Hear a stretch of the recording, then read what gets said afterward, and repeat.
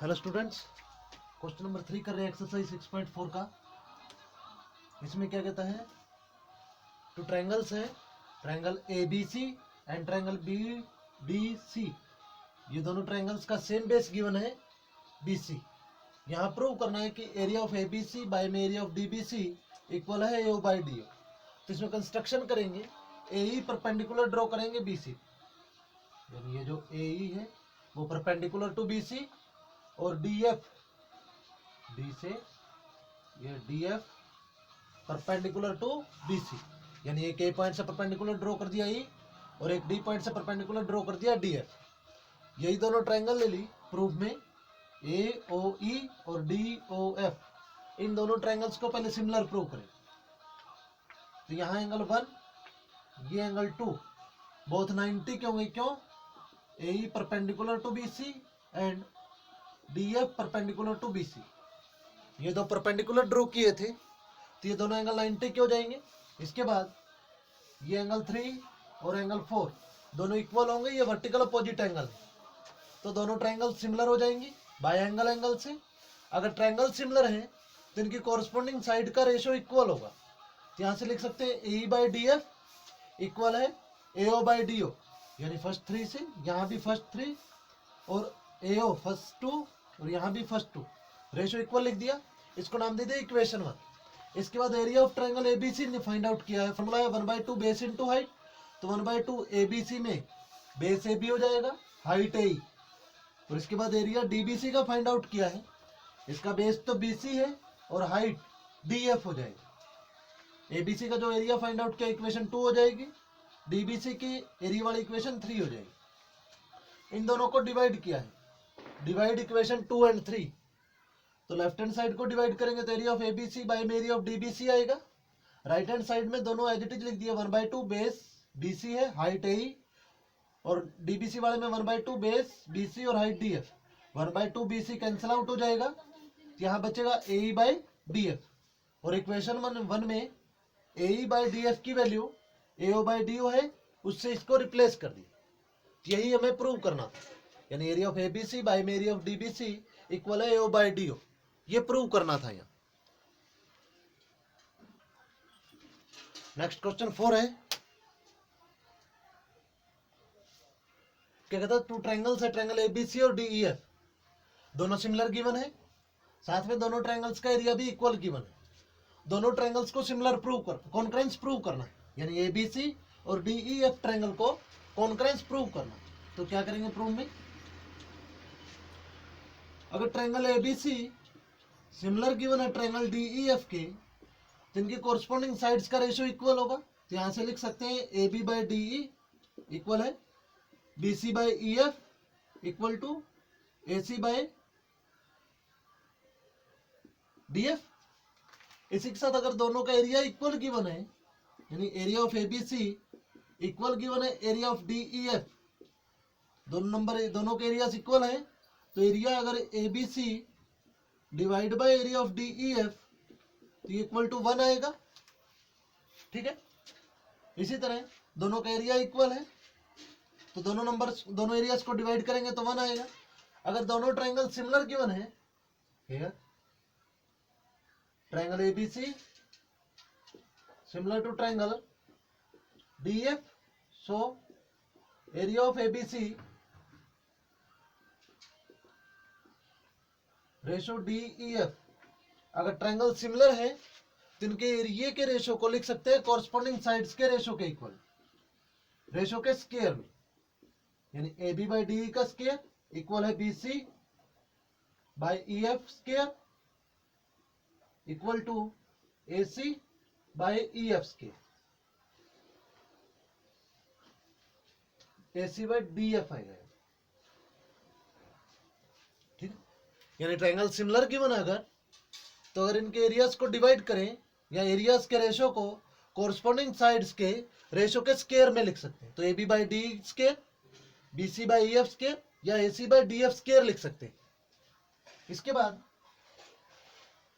यहां दो एरिया को डिवाइड किया तो इक्वल टू 1 आया है। यहां अगर साइड्स को 1/1 रिप्लेस कर दे, यानी एरिया ऑफ ABC बाय में area of DEF equal to 1 है, तो इन दोनों का रेशो यहाँ 1 के इक्वल पुट कर दिया, equal to AB by D square लिख सकते हैं, या 1 equal to BC by EF square लिख सकते हैं। ठीक है, तो 1 का स्क्वायर करेंगे तो कोई फर्क नहीं होगा, 1 ही आएगा, तो स्क्वायर से स्क्वायर कैंसिल आउट हो जाएगा। यहां से लिख सकते हैं AB by DE equal to 1, यहां से क्रॉस मल्टीप्लाई करोगे तो AB का DE के, सिमिलरली यहां 1 का स्क्वायर करे तो कोई फर्क नहीं, तो यहां से लिख सकते हैं 1 equal to BC by EF, cross करेंगे C इक्वल आ जाएगा EF के, लिख सकते इक्वल है AC बाय DF स्क्वायर, यहां भी 1 का स्क्वायर कर दे कोई फर्क नहीं, स्क्वायर कैंसिल हो जाएगा तो 1 इक्वल आ जाएगा AE बाय DF। तो इसका मतलब यहां भी क्रॉस मल्टीप्लाई करोगे तो AC इक्वल है DF के।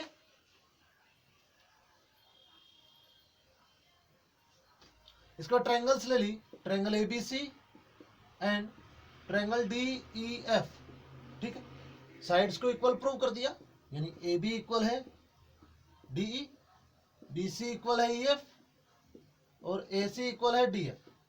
ठीक है, साइड्स इक्वल होगी तो ट्रायंगल्स कॉन्करेंस हो जाएंगे, triangle ABC congruence to triangle DEF by side side side. यहां ट्रायंगल्स को कॉन्करेंस प्रूव करना था, ये इस तरह होगा। नेक्स्ट क्वेश्चन है क्वेश्चन नंबर 5।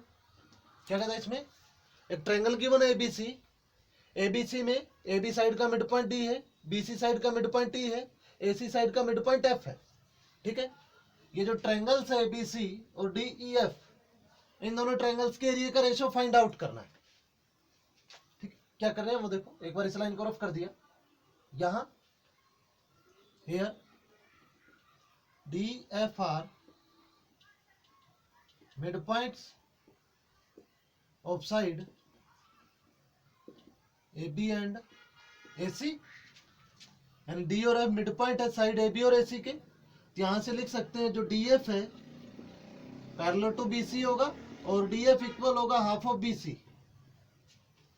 ठीक है, यानी DF पैरेलल भी होगा BC के और DF इक्वल होगा हाफ ऑफ AC के बाय मिड पॉइंट थ्योरम। ठीक है, तो DF parallel to BC and DF equal होगा, इस हाफ ऑफ BC को रिप्लेस कर दिया CE से। क्यों, जो E है इज मिड पॉइंट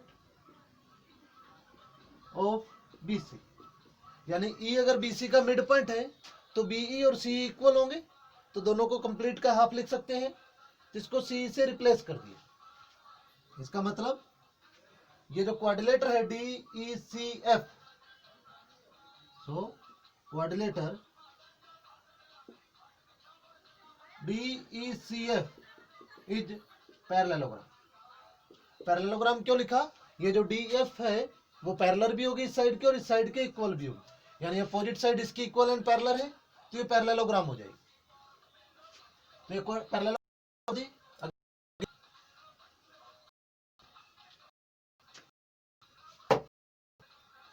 इस लाइन को रफ कर दिया, ये जो D and D mid point of side AB and BC, so जो DE लाइन है वो parallel to AC E equal to half of point है।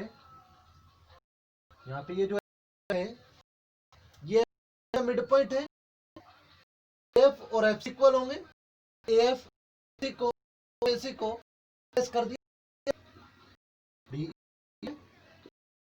ब्रैकेट में मिड पॉइंट ऑफ AC, और यहां रीजन आएगा बाय मिड पॉइंट थ्योरम, और ये parallel to quadrilateral EF parallelogram, ये पैरेललोग्राम है। ठीक है, एक पहले पैरेललोग्राम प्रूव करी थी DEC, पैरेललोग्राम ADEF, अगर इसको अब तो एक बार प्रोग्राम डी कर देगा तो ये सी एंगल इसके इक्वल होगा, इस पैरेललोग्राम डी ए जो वो एंगल सिमिलर,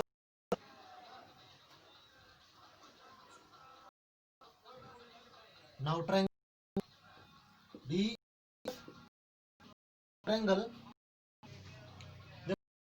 ये जो डी एंगल आया है वो सी के है, एंगल ई के इक्वल, तो पहले डी लिखा है, डी के इक्वल है तो यहाँ ए के इक्वल है तो यहाँ बी आएगा, ठीक है।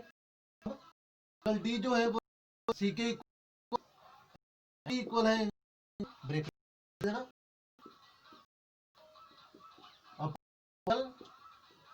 और पैरेललोग्राम ये डी और ई जो पैरेललोग्राम में आएंगे वो डी ई सी एफ में आएंगे, और नीचे वाले angles A D E F में आएंगे, ठीक है। तो triangle D E F similar to triangle C A B by angle angle. अगर ये ट्रायंगल सिमिलर है तो इनके एरिया को कोरस्पॉन्डिंग साइड्स के रेशो में लिख सकते हैं, यानी area of D E F by में area of C A B D F by C B का स्क्वायर लिख सकते हैं, ठीक है। अब पीछे डी एफ को हाफ ऑफ बी सी लिख सकते हैं, जो डी एफ है वो हाफ ऑफ बी सी के इक्वल है, बाय में बी सी और इसका स्क्वायर, बी सी से बी सी कट जाएगा, यहाँ 1/2 आएगा, 1/2 का स्क्वायर करोगे तो 1/4, तो so area of D E F ratio area of C A B equal है 1/4, ये इसका आंसर है, ठीक है। यानी यहाँ जो है वो डी एफ इक्वल है हाफ ऑफ बी सी, ठीक। ये इस तरह होगा क्वेश्चन नंबर 5।